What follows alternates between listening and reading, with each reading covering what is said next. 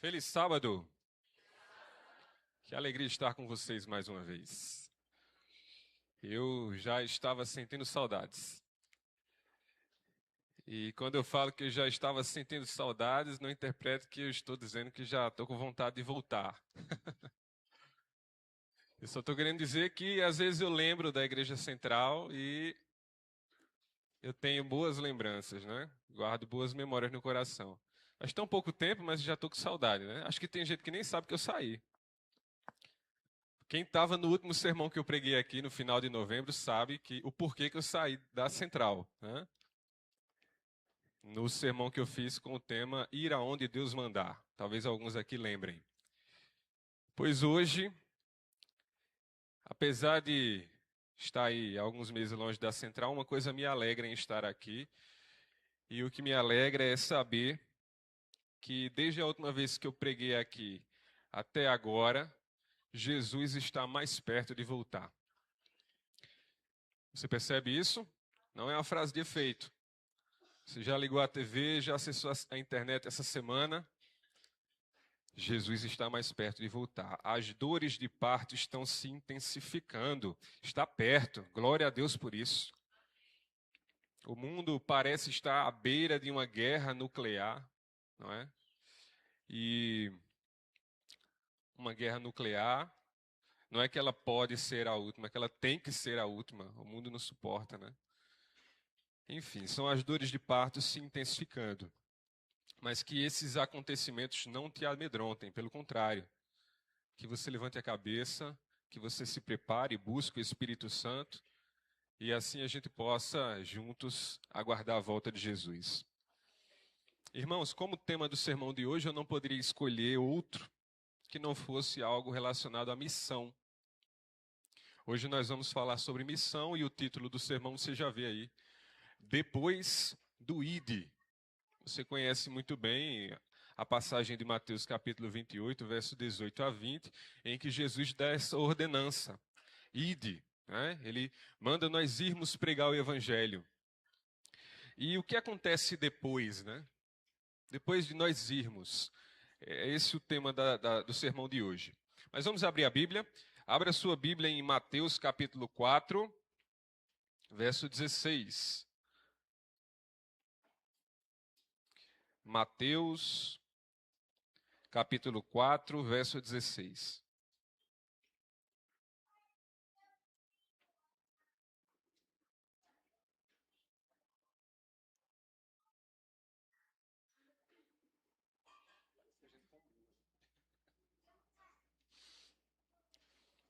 Verso 16. Amém? Diz assim: o povo que estava assentado em trevas viu uma grande luz. E aos que estavam assentados na região da sombra e da morte, a luz raiou ou resplandeceu. Não sei como está na sua versão aí. Irmãos, a quem esse verso está se referindo? Quem é essa luz que iluminou as trevas do mundo? Quem é? Jesus. Ele é a luz do mundo. Amém. Mas agora passe uma página, vamos aí para Mateus capítulo 5, verso 14. Mateus 5, verso 14 e 15. Olha só o que diz aí. Vós sois a luz do mundo. Não se pode esconder uma cidade edificada sobre o monte. Nem se acende a candeia e se coloca debaixo do alqueire, mas no velador, e dá luz a todos os que estão em casa. Ué, mas vocês acabaram de me dizer, Jesus é a luz, Ele é a luz do mundo. Agora um verso que o próprio Jesus diz, fala assim, vós sois a luz do mundo. E agora? Como é que a gente resolve esse dilema aqui? Nós podemos ser luz? Podemos. Podemos ser luz se nós refletirmos a luz que vem de Jesus. Essa é a condição para eu e você sermos luz. Jesus brilha através de nós. É como um prisma. Passa aí o slide, pessoal da sonoplastia. Olha aí. O prisma, ele recebe a luz e ele reflete essa luz, né? E nós somos como um prisma. nós dispersamos a luz que nós recebemos, que é Jesus. E hoje, mais uma vez, algumas coisas que eu vou falar hoje vão ser bem parecidas com o que eu falei no mês de novembro, né? Quando foi o meu sermão de despedida aqui. E uma delas é que Deus quer que você brilhe. Deus quer que você apareça. Deus quer que você se exponha. Essa é a vontade dele. Não seja um desperdício de bênção. Deus está chamando você. Ele investiu em você. Então use os seus talentos para a obra dele. E não esqueça, eu vou repetir quantas vezes for necessário aqui. Deus está chamando você, tá? Eu estou aqui no púlpito hoje para dizer que Deus está chamando você. E quando é que você vai dizer sim? Que Ele está chamando, talvez você até já saiba. Mas e o seu sim? Quando virá? Muito bem. Pedro, por exemplo, Jesus precisou chamar Pedro 2 vezes. Mas tem gente que talvez Jesus já esteja chamando pela 10ª vez e ainda não veio o sim, né? Quando é que vai vir o seu sim? Tem gente que só resolve dizer sim para Deus quando o dinheiro some, quando está assinando os papéis do divórcio, quando está nas ferragens de um carro, quando perde o filho ou a filha para as drogas ou para a prostituição. Tem pessoas que só dizem um sim para Jesus quando acontece algo assim. E com isso eu vejo que, às vezes, é bem mais fácil dizer tudo entregarei quando a gente sente que não tem nada. É mais fácil. Uma vez, um empresário veio dar um testemunho numa igreja. E ele subiu, pegou o microfone e disse assim: olha, uma vez eu estava falido, estava pobre e só tinha R$10 no meu bolso.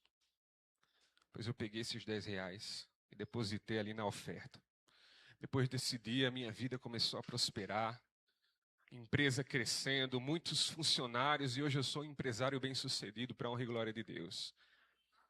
E aí, depois que ele falou isso, né, do poder do tudo entregarei dele, aí levantou uma irmãzinha e disse assim: duvido você fazer de novo. E aí a gravata aperta, né? Fazer de novo. Olha, talvez o que você tenha dito para Jesus é: eu não tenho tempo. Mas eu pergunto, e se Deus arrumar tempo para você? Que tal? Se o problema for muito trabalho,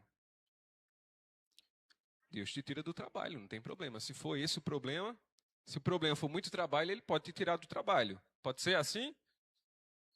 Você tem coragem de pedir isso? Bem, o comprometimento que Ele espera de mim e você é muito grande. E a mensagem que está lá em Mateus, se eu for só citar aqui alguns textos, eu não vou ler todos, eu vou só citar alguns, mas lá em Mateus capítulo 9, verso 37, você deve lembrar que Jesus fala que a seara é grande, mas que são poucos os trabalhadores. São poucos, e isso é uma grande verdade, viu, irmãos? Eu tenho certeza que se a gente sair da igreja aqui agora, se todos nós resolvêssemos sair agora para ir fazer uma pesquisa de casa em casa, perguntando quantos gostariam de receber um estudo bíblico, a gente encontraria mais de 100 pessoas interessadas. Eu tenho certeza absoluta disso. Mas aí o problema seria: será que nós teríamos pessoas para passar esses mais de 100 estudos bíblicos? Estou falando que eu tenho certeza que aconteceria, porque já aconteceu. O interesse não faltou, mas faltam pessoas dispostas a pregar o evangelho, a levar a mensagem. Irmãos, mas o convite, né? O convite do ID foi no último sermão. Hoje eu vim mais para dizer o que acontece quando você vai. Aí você mede as consequências da decisão que você vai tomar e pensa se vai valer a pena, certo? Muito bem. Hoje nós vamos fazer aqui um estudo do livro de Atos. Para preparar o sermão de hoje, eu fui reler o livro de Atos. Quando eu estava lá relendo o livro de Atos, para saber o que é que acontece depois do ide, né? No capítulo 1, eu vi Jesus subindo aos céus, deixando para os discípulos a promessa do Espírito Santo. Lá no versículo 8 do capítulo 1. Quem quiser já deixar o livro de Atos aberto, já deixa aí aberto, você vai conferindo o que eu vou dizendo e a gente vai ler daqui a pouco. No capítulo 1, o Espírito Santo é prometido. E no capítulo 2, o Espírito Santo desce. É recebido, tá? Esse texto ele está lá em Atos, no capítulo 2, de 1 a 4, você vê quando o Espírito Santo desce. No 1 ele é recebido, no 1 ele é prometido, no 2 ele é recebido, e no 3, sabe o que acontece no 3? Os discípulos são usados pelo Espírito. Vamos ver como eles são usados? Quem não abriu ainda a Bíblia, abra em Atos, capítulo 3, verso de 1 a 7. Atos 3, de 1 a 7, vamos ler. Diz assim, ó. E Pedro e João subiam juntos ao templo à hora da oração, a nona. E era trazido um homem que desde o ventre de sua mãe era coxo, o qual todos os dias punha à porta do templo, chamada Formosa, para pedir esmola aos que entravam no templo. O qual, vendo a Pedro e a João, que eles iam entrando no templo, pediu que lhe dessem uma esmola. E Pedro, com João, fitando os olhos nele, disse: Olha para nós. E olhou para eles, esperando receber deles alguma coisa. E disse Pedro: Não tenho prata nem ouro, mas o que eu tenho te dou. Em nome de Jesus Cristo, o Nazareno, levanta-te e anda. E tomando pela mão direita, o levantou, e logo os seus pés e artelhos se firmaram. Milagre. Verso 12 agora, pula aí um pouquinho. E quando Pedro viu isto, disse ao povo: Homens israelitas, por que vos maravilhais disto? Ou por que olhais tanto para nós, como se por nosso próprio poder ou santidade fizéssemos andar este homem? E aí ele explica, né, no andamento do texto, que o poder não vinha deles, o poder vem de Jesus, o poder vem do Espírito Santo. Então eles passam a ser usados pelo Espírito Santo já no início do livro de Atos e fazem curas e pregações. Mas uma coisa me surpreendeu, irmãos, quando eu estava relendo o livro de Atos, foi quando eu virei para o capítulo 4. E aí, sabe o que aconteceu no capítulo 4? Eles são presos. Aí quando eu olhei, eu disse, mas já? Começou agora, né? O Espírito Santo atuando, curando, mas no capítulo seguinte já começa a oposição, já são presos. Vamos ler esse trecho? Capítulo 4, vamos do 1 ao 4. Atos 4, do 1 ao 4. E estando eles falando ao povo, sobrevieram os sacerdotes e o capitão do templo e os saduceus, doendo-se muito de que ensinassem o povo e anunciassem em Jesus a ressurreição dentre os mortos, e lançaram mão deles e os colocaram na prisão até ao dia seguinte, pois já era tarde. Muitos, porém, dos que ouviram a palavra, creram, e chegou o número desses homens a quase 5.000. Amém. Pois é, quando eu li, eu pensei, mas não é possível que eles já foram presos. Foi muito rápido, né? A gente piscou o olho e já estão presos. Qual foi o motivo dessa prisão? O motivo, claramente, foi que os sacerdotes estavam sentindo inveja do trabalho que os discípulos estavam fazendo, não é? Pregando e curando em nome de Jesus. E isso nos mostra que quando você passa a ser usado pelo Espírito Santo, rapidamente você enfrentará oposições. Você nem vai precisar esperar muito. Virou o capítulo, já começa a perseguição na sua vida.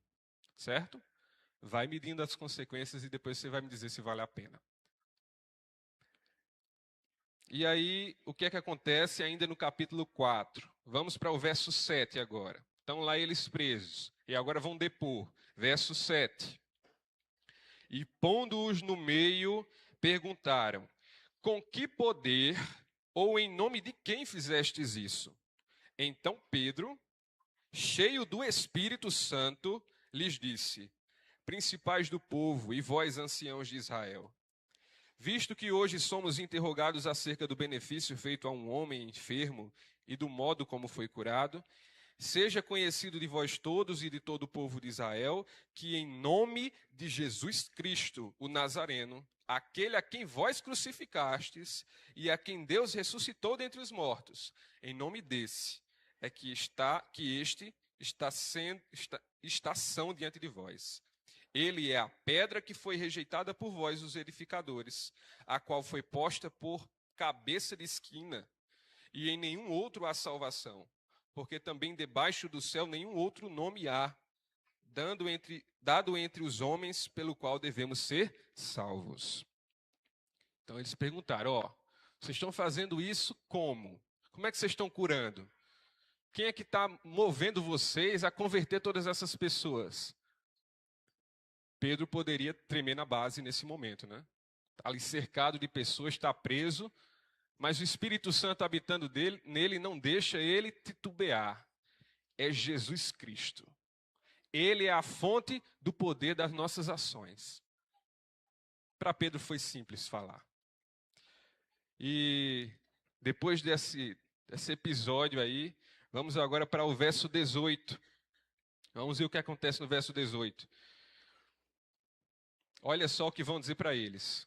E chamando-os, disseram-lhes que absolutamente não falassem, nem ensinassem no nome de Jesus. Respondendo, porém, Pedro e João lhes disseram: julgai vós se é justo, diante de Deus, ouvir-vos antes a voz do que a Deus. Porque não podemos deixar de falar do que temos visto e ouvido. Não podemos. É como se ele dissesse assim, o que você está me pedindo é impossível, eu não consigo mais. O Espírito Santo que habita em mim, ele jamais vai parar de me usar, não tem como. E eu gostaria de fazer uma citação agora do livro O Maior Discurso de Cristo. Está aí no próximo slide, o pessoal da sonoplastia pode passar. Olha só que citação pertinente para esse tema. Mas Jesus não pediu aos discípulos, esforçai-vos por fazer resplandecer a vossa luz. Ele disse, resplandeça. Se Cristo habita no coração, é impossível esconder a luz de sua presença. Se aqueles que professam ser seguidores de Cristo não são a luz do mundo, é porque o poder vital os deixou. Se não tem luz para comunicar, é porque não tem ligação com a fonte de luz. Então, se sua lâmpada está faltando energia, então talvez ela não esteja conectada à fonte de energia. Não é? É algo a se pensar. Mas uma coisa interessante está agora no verso 31. Leia comigo aí do capítulo 4, verso 31. Olha só o que vai acontecer. E tendo orado, moveu-se o lugar, ou em algumas versões, tremeu o lugar em que estavam reunidos. E todos foram cheios do Espírito Santo e anunciavam com ousadia a palavra de Deus. Meus amigos, os homens estavam tão cheios do Espírito Santo que o lugar tremeu. Sente o poder. Não é brincadeira. Não é brincadeira o poder do Espírito Santo. Imagine uma oração que tem poder de tremer um lugar. Esse é o poder. E a partir desse capítulo, do capítulo 4, sabe o que acontece no livro de Atos? É prova em cima de prova, prisão em cima de prisão. É só adversidade.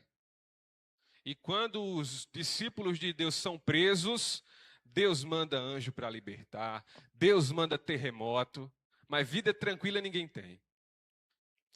E os milagres, as curas, as conversões, elas vão acontecer? Vão. Mas vão acontecer em meio às provas. Certo? Durante as provas, o Espírito Santo se manifesta, cura. O Espírito Santo converte. Ele vai agindo em meio às provas. Porque se o Espírito Santo fosse esperar as provas acabarem para agir, aí ficava difícil, porque constantemente os discípulos estavam sendo presos, toda hora presos. E sabe o que eles faziam quando estavam presos? Você sabe? Eles evangelizavam. Eles eram homens viciados em evangelizar. Independente de onde estivessem, como estivessem, eles evangelizavam. Paulo, por exemplo, evangelizou na prisão, né? Você deve saber a história em que Paulo evangeliza na prisão. E refletindo sobre ela, eu me pergunto, se Paulo evangelizou na prisão, o que Paulo faria no meu trabalho?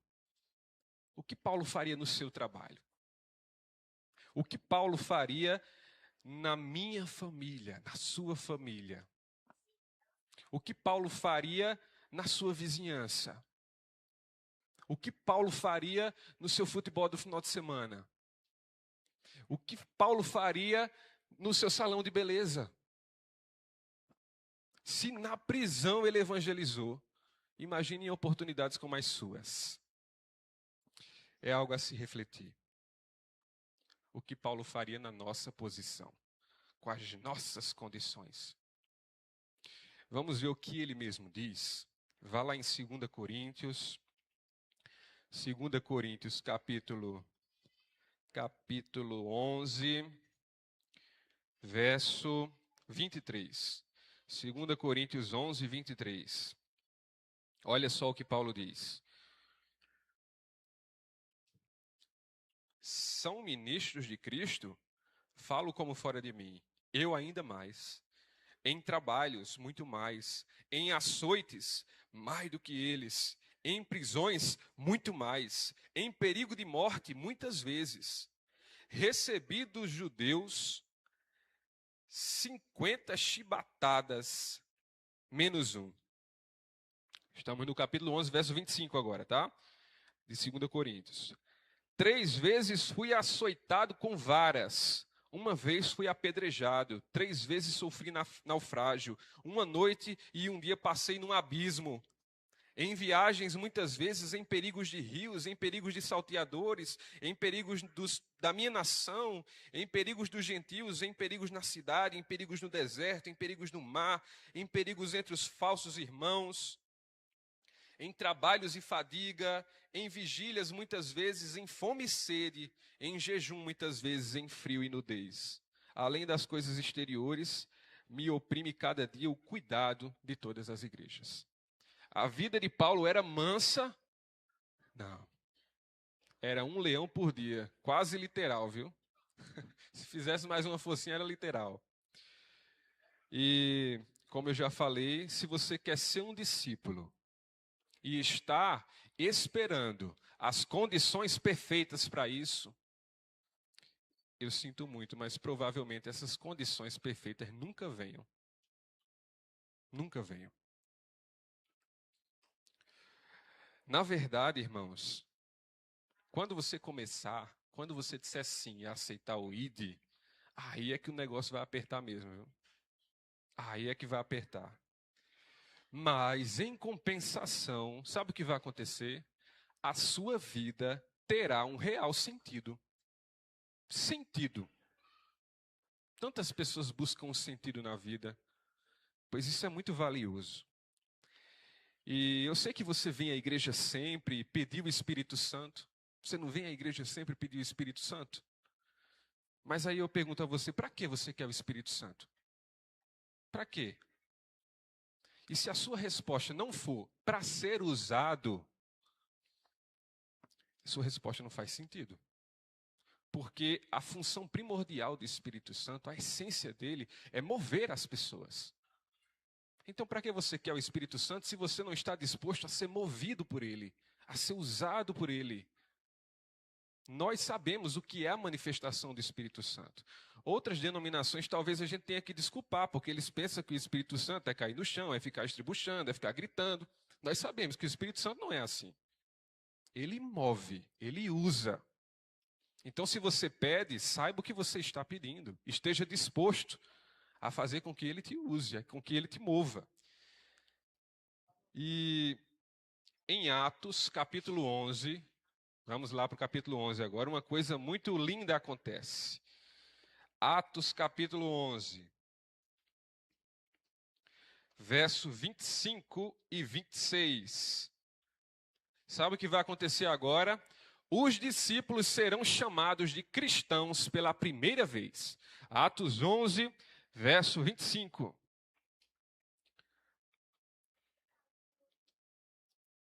Amém? Diz assim, ó. E partiu Barnabé para Tarso a buscar Saulo, e achando-o, o conduziu para Antioquia. E sucedeu que todo um ano se reuniram naquela igreja e ensinaram muita gente. E em Antioquia foram os discípulos pela primeira vez chamados cristãos. Amém. Cristãos. Sabe por que cristãos? Cristãos era como se fossem pequenos cristos, imitadores de Cristo. Certo? Talvez soasse até um pouco pejorativo, né? Mas era uma imitação tão bem feita ali que você reconhecia Cristo naquelas pessoas. E foram reconhecidos como cristãos.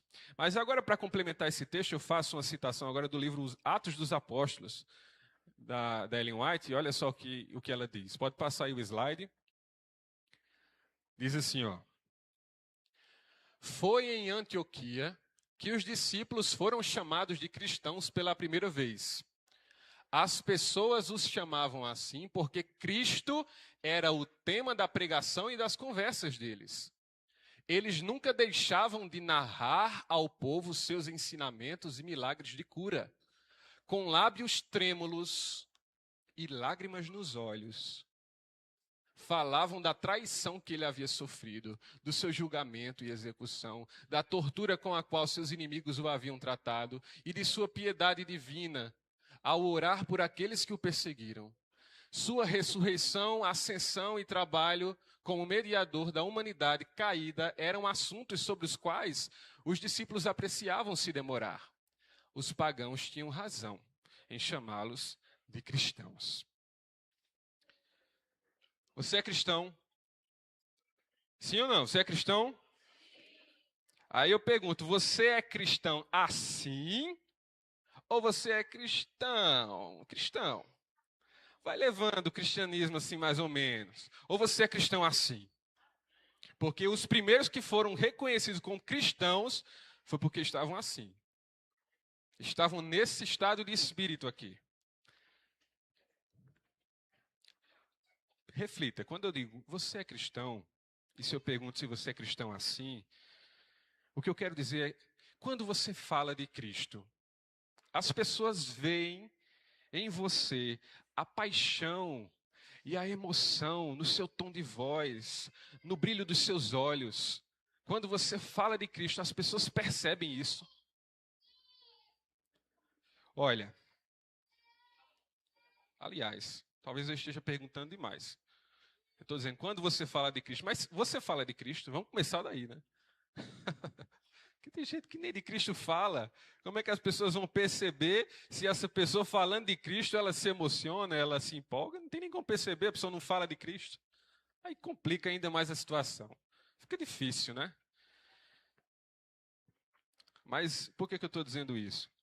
Porque há pessoas que quando vão falar de uma ideologia política, ou de um time de futebol, ou qualquer coisa específica do seu gosto, elas mudam até a entonação, é uma empolgação, é aquela vivacidade, né?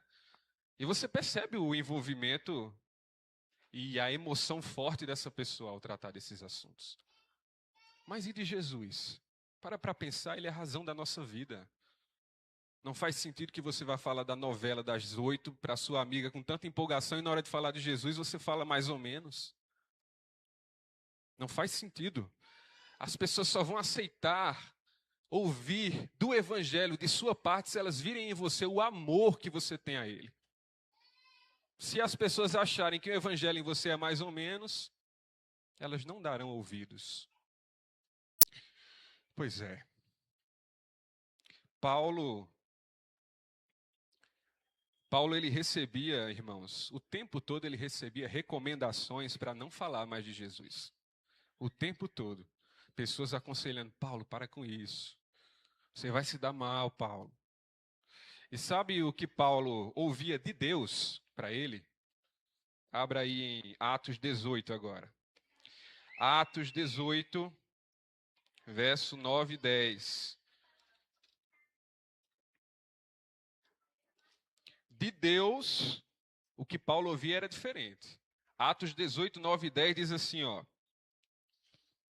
E disse o Senhor em visão de noite a Paulo, fale, não te cales, porque eu sou contigo, e ninguém lançará a mão de ti para te fazer mal, pois tenho muito povo nesta cidade. Então Paulo era preso, aí chegava lá, o pessoal que prendeu Paulo, e ó, Paulo, de novo, Paulo, você não já viu que isso não está dando certo? Vai para a tua casa, para com isso. Aí Paulo ia dormir, aí Deus mandava, ó, fale, viu? Não se cale, não vá nessa onda não, não desista. O Espírito Santo não largava Paulo. E eu gostaria aqui de contar um testemunho agora, certo?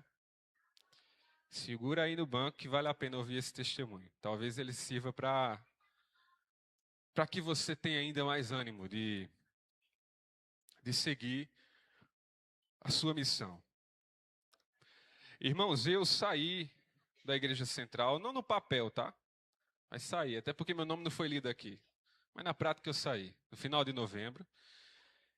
E eu saí, como eu falei aqui no sermão, no final do sermão de novembro, eu falei, estou indo para Monte Castelo.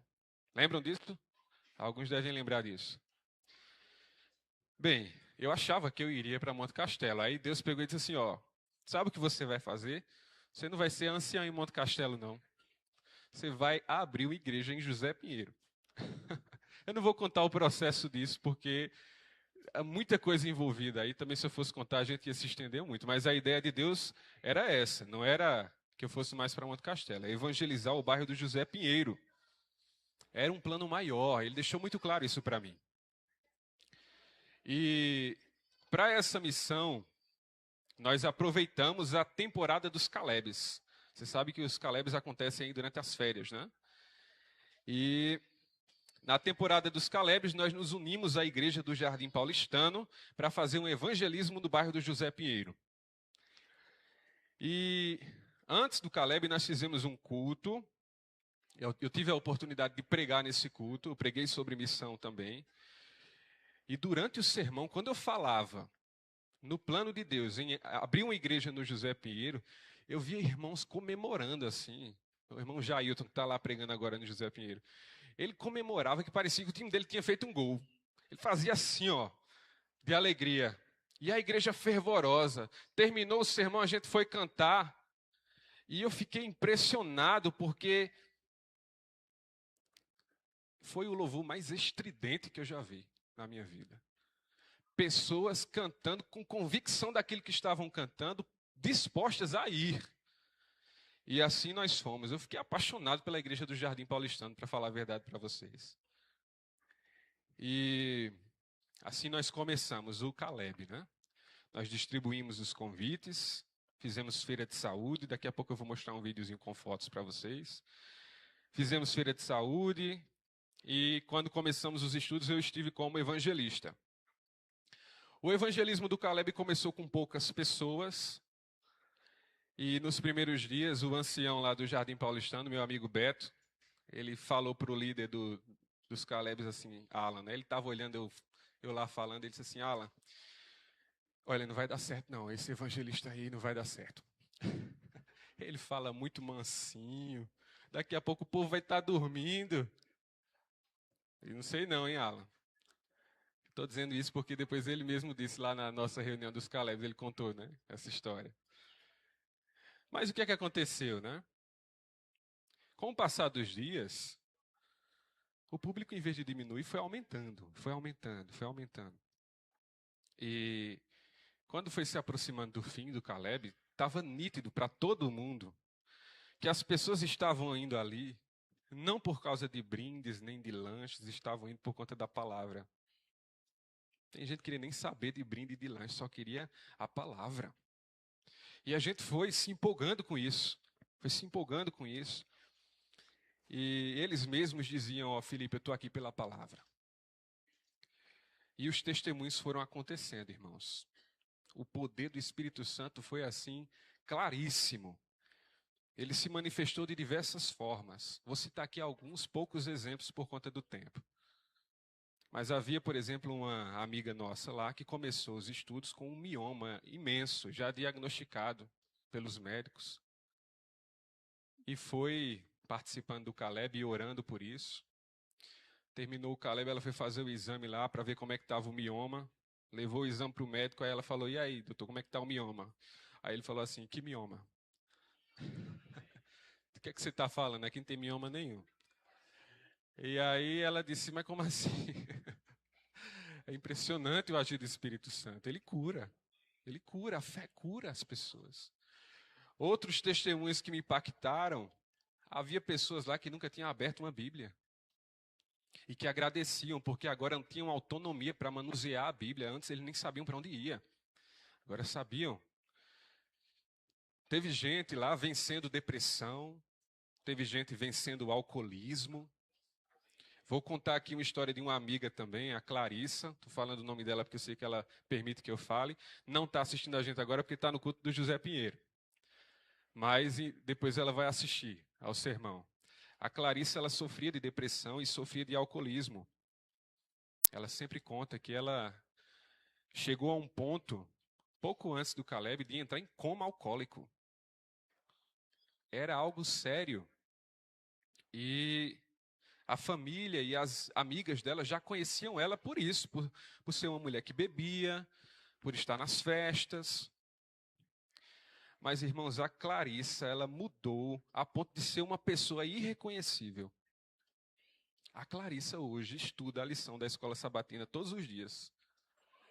E você aí não estuda? Como é que pode? Ela estuda. Ela estuda todos os dias e está com a maturidade espiritual impressionante. Quando a gente foi estudando as verdades bíblicas, a Clarissa foi em casa, pegou as bíblias que ela tinha aí, abriu lá nos 10 mandamentos. Guardar domingos e festas. Guardar domingos e festas. Toda a Bíblia ia conferindo, guardar domingos e festas. Isso aqui está errado. Eu aprendi de outro jeito lá. Sabe o que eu vou fazer? Ela pensou. Pegou as bíblias todas dela e deixou na porta da igreja católica, na frente da casa dela. E nós demos uma nova Bíblia para Clarissa. Ela devolveu as bíblias católicas dela, recebeu uma Bíblia nova nossa e está estudando essa Bíblia esfomeada pelo Espírito Santo.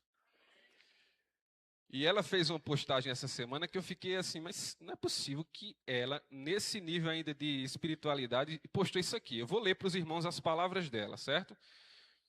Diz assim, ó, a postagem dela. O sábado chega como um convite, não para produzir mais, mas para perceber melhor o que está acontecendo por dentro. Quando a correria diminui, a alma começa a falar, e Deus usa esse ritmo mais calmo para nos encontrar com mais verdade. Olha, uma postagem como essa aqui só faz quem está realmente ciente e convicto do que já está pensando sobre o sábado, por exemplo. Essa é a Clarissa, é a minha amiga Clarissa. Ela é um dos testemunhos que nós temos lá. E esses dias, eu estou até para desvendar essa curiosidade minha. Ela estava passando aqui na frente da calçada da igreja. Ela viu que era uma igreja adventista. Acho que foi segunda-feira. Ou foi segunda ou foi terça, agora eu não lembro. Aí passou, viu que estava aberto, ela entrou. Aí quando ela entrou, ela disse que uma irmã recebeu ela. Eu estou até para saber quem é essa irmã. Diz que a irmã recebeu ela e disse assim, tudo bem, você é adventista? Aí ela falou, sou. Aí a irmã perguntou, você é de que igreja? Ela falou, da igreja adventista de José Pinheiro. E aí a irmã entrou com ela para apresentar a nossa igreja, né? E ela ficou maravilhada, como a igreja é linda, empolgada, né? Depois ela fez uma oração com essa irmã e voltou com um testemunho. Mas que vocês possam orar por ela e pelos demais, porque eles estão empolgados com a palavra. E as oposições, elas, como a gente já viu aqui na Bíblia, as oposições acontecem, certo? Vou dar um outro exemplo. Um dos irmãos que estava estudando a Bíblia com a gente, depois que terminou os estudos, ele foi. A gente nunca imaginou que ele pudesse fazer isso. Não sei qual o motivo, mas ele foi de casa em casa dos que tinham recebido estudo para dizer que não fosse mais e falou alguma coisa que convenceu algumas pessoas a não irem mais. Os católicos, né? Falou sobre os católicos. E algumas pessoas deixaram de ir. E eu estou para descobrir o que foi que ele disse, para a gente tentar contornar essa situação. Porque estava tão bem com algumas pessoas e assim houve essa oposição, mas isso aqui, quando eu olho para o livro de Atos, eu vejo que isso é normal, as oposições. Culto de quarta-feira passada, como a gente já estabeleceu o nosso ritmo de culto, na quarta-feira passada, um pessoal da Assembleia de Deus, não era nem para falar o nome, né? Não falei. Fizeram um culto ali estrondoso na porta do nosso. Botaram o sonzinho da gente aqui assim, ó. Botaram um sonzão e fizeram um forró gospel lá, meu amigo, que você não tem ideia. E a minha voz baixinha aqui no microfone estava difícil. Mas os irmãozinhos que estavam lá ficavam atentos escutando. A Clarissa, por exemplo, teve uma hora que ela pediu para eu parar e falar assim: Felipe, ó, sabe por que eu nunca quis ser crente? Por causa disso. Porque eu queria ir para um lugar que tivesse paz, uma igreja cristã, crente, que tivesse paz. Eu não achava nenhuma, mas agora eu achei. Né? Um lugar de paz. E assim nós estamos prosseguindo, meus irmãos. Eu vou aqui mostrar um videozinho para vocês, mas depois do videozinho eu peço que você permaneça para ouvir as palavras finais do sermão de hoje. Pode soltar o vídeo aí, pessoal da sonoplastia. Vocês vão ver as fotos de como é que está sendo lá. A bênção que está sendo lá na igreja adventista do José Pinheiro. Isso aí foi o começo, ó. A feira de saúde que a gente fez. Eu dando uma da área da saúde aí, fazendo bioimpedância. Assim a gente foi atraindo, né? Mas como falei, começou muito discreto.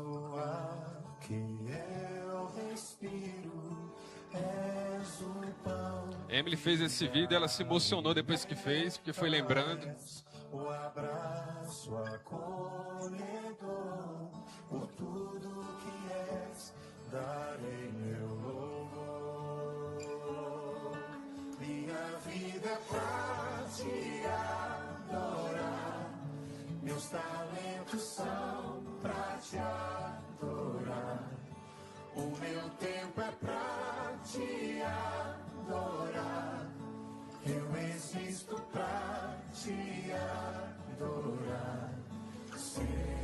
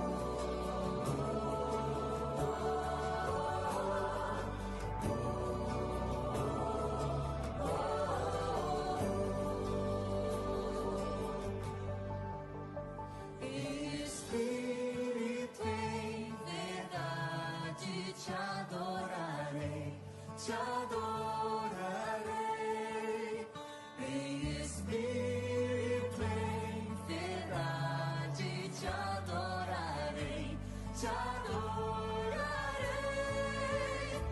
em espírito, em verdade, te adorarei, te adorarei, em espírito, em verdade, te adorarei, te adorarei, em espírito, em verdade, te adorarei.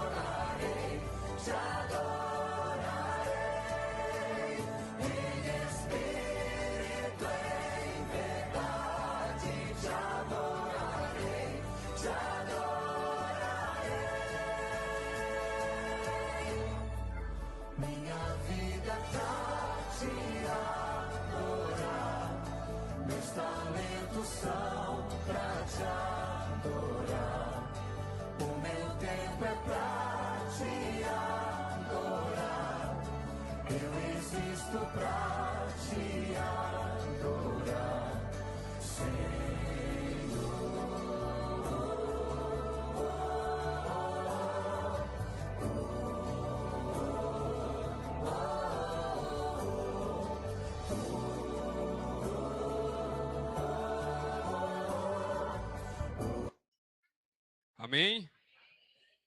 Então, para quem estava se perguntando, onde estão Emily e Felipe? Estamos no José Pinheiro. E você, se puder fazer uma visita a nosso culto, eu tenho certeza que será muito bem recebido e vai animar os irmãos que estão lá. Os nossos cultos têm sido às quartas, sextas e sábados, por enquanto. Quarta à noite, sexta à noite e sábado de manhã. E tem sido uma grande bênção. Eu disse a vocês que no começo eu disse aqui a vocês que eu sinto saudades da Igreja Central. E é verdade, eu sinto saudades. Porque quando eu vinha para a Igreja Central, principalmente nos cultos de quarta-feira, quando eu chegava aqui, sabe qual era a minha sensação? Eu sentia como se eu estivesse chegando no aconchego da minha alma. Irmão Vanderlei, pessoal que frequenta o culto da quarta-feira, chegava aqui, ó, respirava, compartilhava com os irmãos meus pedidos, agradecimentos, eu voltava para casa leve. Agora, sabe qual é a sensação que eu sinto quando eu vou para um culto? Lá no José Pinheiro, não estou indo para o aconchego da alma, simplesmente. Eu tenho que pegar a minha espada e ir para a guerra. Esse é o sentimento, todas as vezes que eu vou para o culto da igreja de José Pinheiro. E essa sensação de combate, né, faz a gente sempre pensar que a vontade de voltar é grande.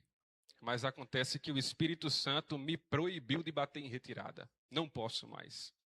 Não posso. Apesar da minha vontade, é lá que eu vou estar. E sair do banco para ir para uma guerra é desconfortável, não é fácil, é desconfortável, como eu falei, para a gente medir as consequências. Mas eu vou dizer para você uma coisa que é mais desconfortável do que isso, é continuar vivendo nesse mundo mau. Isso é mais desconfortável ainda. Nós precisamos de energia para ir para essa guerra. E o que Satanás tem feito com a nossa energia? O que ele tem feito?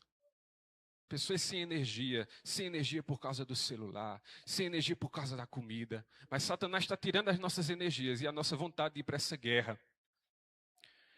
E nós precisamos ter a atenção de que a chuva serôdia, meus irmãos, ela só será derramada quando todos nós estivermos dispostos a levar as pessoas a Cristo, apesar de tudo. Porque o momento propício, as melhores condições, elas não virão. Mas quando você estiver disposto a ir, apesar das condições, o Espírito Santo será derramado em grande porção pela última vez. E eu sei que quando se fala a palavra chamado, missão, evangelismo, podem ser palavras que soem inconvenientes aos nossos ouvidos. Mas se a sua fé não está sendo manifestada em serviço, significa que ela está morta. A fé sem obras é morta. Se a sua fé não está aparecendo para as outras pessoas como uma luz, uma candeia, então ela está morta. E o meu chamado para você hoje é: reviva. Reviva. Vamos ver Jesus voltar. Vamos nos unir nesse propósito. Se você ama a Jesus, o que você está fazendo ainda parado? Vamos nos movimentar, porque Ele pediu: apacenta as minhas ovelhas. Se você me ama, apacenta as minhas ovelhas. O que nós estamos fazendo parado ainda? Vamos partir para essa guerra juntos, irmãos. Nós precisamos pregar o Evangelho para todo mundo. Hoje nós temos agora uma presença adventista num dos bairros mais populosos da cidade. Estamos ainda nos primeiros passos, mas existem ainda outros bairros para serem evangelizados também, não só nessa cidade. E Deus está te chamando para, de repente, se movimentar, não fundando uma igreja, como nós estamos fazendo lá no José Pinheiro. Talvez o seu chamado seja outro. Tenho irmãos também que estão me ajudando muito nessa obra, viu? Irmão Jailton, irmão Fábio, irmão Marcos. Faço menção a eles aqui também. Talvez o que Deus esteja querendo de você agora é que você abra um PG na sua casa, é que você ofereça um estudo a alguém, ou que você use as suas redes sociais, mas que você se movimente de alguma forma. Fazer o que estiver ao seu alcance para acelerar a volta de Jesus espalhando o Evangelho. Sabe por quê? Porque isso é um sintoma. Volta aí no slide só para eu ler de novo aquela última frase. Esse é um sintoma de algo que a gente já leu. E eu queria reler aqui para a gente. O slide é a segunda lâmina do slide. Antes. Se Cristo habita no coração, é impossível esconder a luz de sua presença. Então, lembre-se disso. Se mova, se mexa, movido pelo Espírito Santo como um sintoma de que Cristo habita no seu coração. E, portanto, é impossível que a presença dele seja escondida na sua vida. Amém? Então, eu vou chamar agora os nossos cantores, pessoal aí do trio, para fazer o último louvor e em seguida a gente ora e vamos para as nossas casas.